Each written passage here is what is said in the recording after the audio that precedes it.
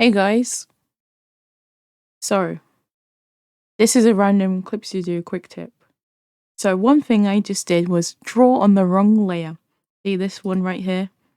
Yep, these are supposed to be two separate layers. Forget about this red one. Let's remove that for now. But yeah, I drew the sketch on the color layer.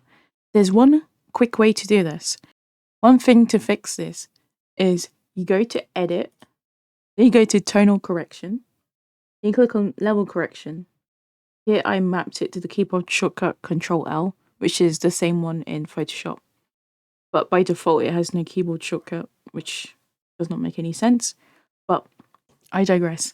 Anyway, what we're going to do here is we want this background to become pure white. So what I'll do is I'll start messing around with these levels. Try and make it as white as possible. The whiter the better. And we want this line art to be black. So what we'll do is adjust this and this, like so. Look at that. It's quite white, but not white enough. Please don't take any of this out of context. Okay, now this is looking very FFFFF. Cheeky joke for all you people who know colors. Anyway, what we do now is we go to Edit, then you go all the way down to Convert Brightness to Opacity, which I mapped to pipe.